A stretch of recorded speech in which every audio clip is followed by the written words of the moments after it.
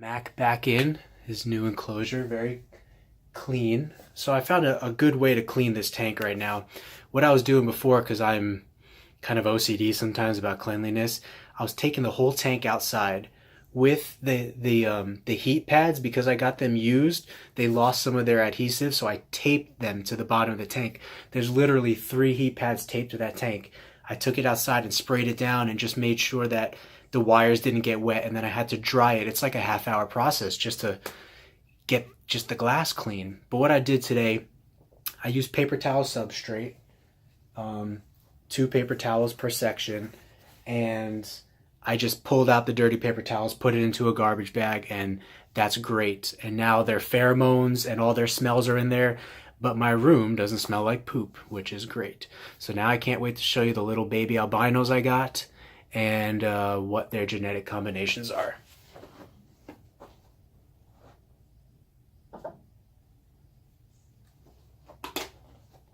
First on the list,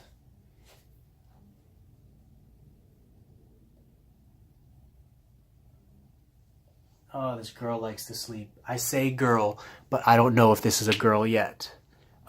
She's very young, she's only 2 months old.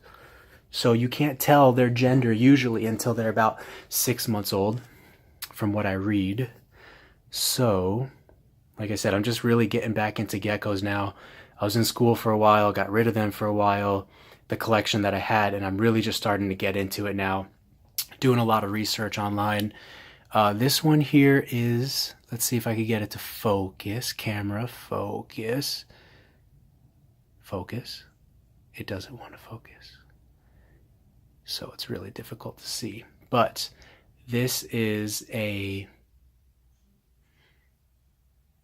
So I found a guy online that was selling albinos like this that are super giants. So again, back to the mutations, and I'll show you in a second. Let me show you now, actually.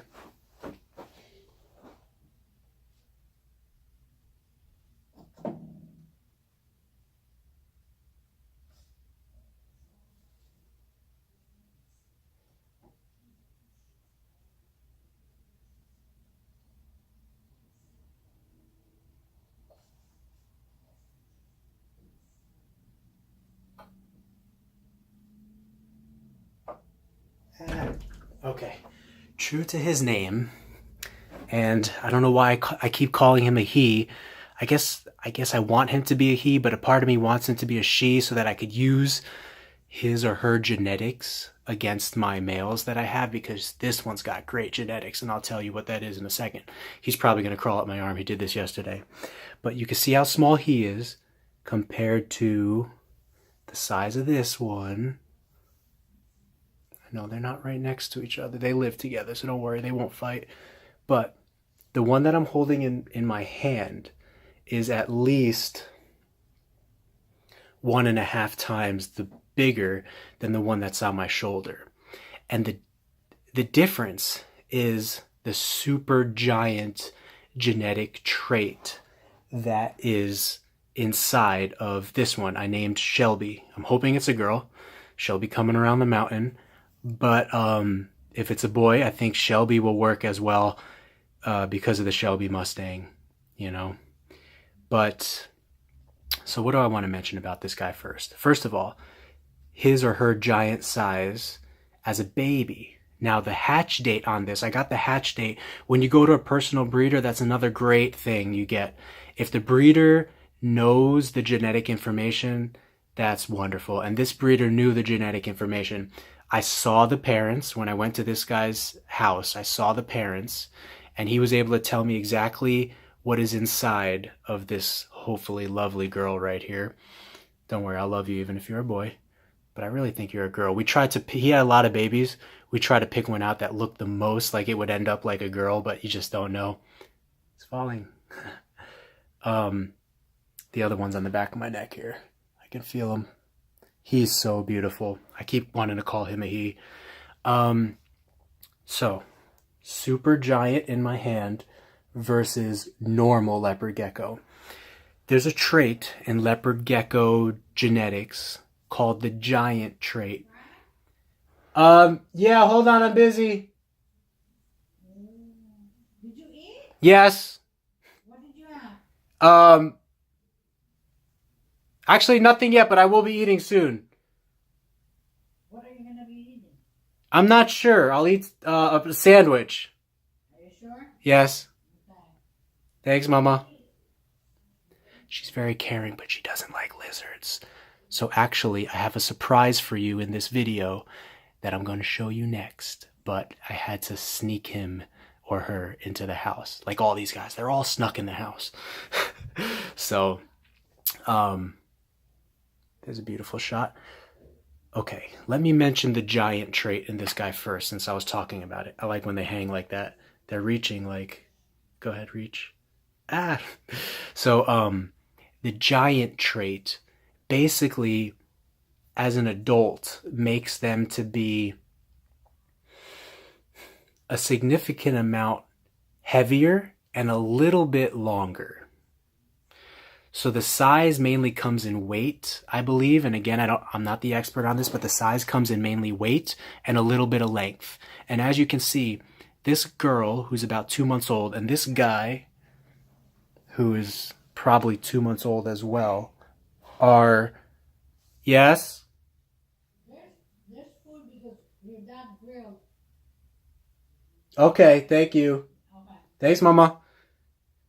Okay, she's Filipino moms. They want to get you gordo. They want to get you big. And I know I said that very white right there. I can roll my R a little bit. Gordo, gordo. But anyway, Filipino moms love to feed you. So, yeah, just take note of that if you got a Filipino friend. Um, Shelby just fell 2 feet onto carpet. She's been really nice in my hands, but she's a little squirmy right now. I'm not sure why. And there's the other one. I named him Ansie because he's actually really squirmy. That's why he won't even sit in my hand. He just likes to chill on my shoulder, but that's cool. So Shelby and Ansie. Shelby is a super giant. So in leopard gecko genetics, you have giants, which are a little bigger than normals, and you have super giants, which is what happens when you cross two giants and their giant traits overlap. You get a super giant, which I actually don't think super giants are bigger than giants compared to super snows are actually whiter than snows. But super giants, I don't know if they're bigger, but it just means they carry twice as many of the giant gene, which allows you to pass that gene on more. Don't quote me on that. That's what I think. And so it's really tough managing 2 albino babies here. But now let's get to, this guy's just all the way down my back right now.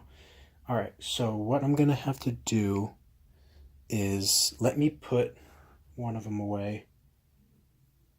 This one is all the way down my back, and he's so antsy. Let's see, go back up, buddy. Go back up. There you go. There you go. Crawl back up. All right, he's so cool. So I'm going to put Shelby away, and then I'm going to talk to you about Ansie.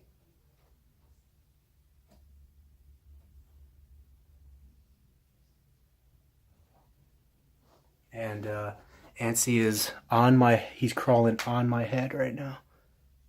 Okay, there you go. So, here we go. Ansie. Beautiful little guy I got from a pet shop here. Brand new pet shop that opened up in this area. The guy was really awesome. He gave me a really good deal. I think it was like, it was a really good deal. You know, I mean, you probably don't know what a really good deal is unless you know a lot about leopard geckos. But if you're just learning, I think with tax it was $65 for this guy, which has 3 really good genes inside of him. The snow gene, like I talked about earlier, that makes geckos whiter. The albino gene, which takes away their black pigment. And the leucistic gene, which breaks up their pattern. As you can see, his pattern, look at his head. Oh, it's just beautiful. His pattern is very broken compared to a normal leopard gecko. And so the patternless gene makes their pattern almost irrecognizable, non-recognizable. And his eyes, one of the traits of the snow, he's not an eclipse, but one of the traits of the snow is that their eyes turn all black. Not all the time, I don't think, but sometimes. I love when this guy reaches. He's just so cute. He's so cute. But anyway, I keep saying he, but I want to breed him to the other females. But if I really need the other males, but if I really need to and he's a male, I can find him a nice female with genetics that will complement this guy. And that's the great thing about leopard gecko breeding, is you get to make creation. You get to create color and pattern and just a lot of different things with leopard geckos when you breed them, and it's really great. And there he, it was focusing a second. So again, this guy's genes are Super-Snow Albino and Leucistic. And I don't know if you saw on Shelby, but her eyes were yellow with red pupils and red veins. And I think her pupils were red. If not, the veins in her eyes were red, which is characteristic of albinos, is they can have lighter colored eyes. So I think that's all I want to say about these guys. I'm going to clean up their tank, put them away, and then show you the super cool surprise that I had to sneak in tonight.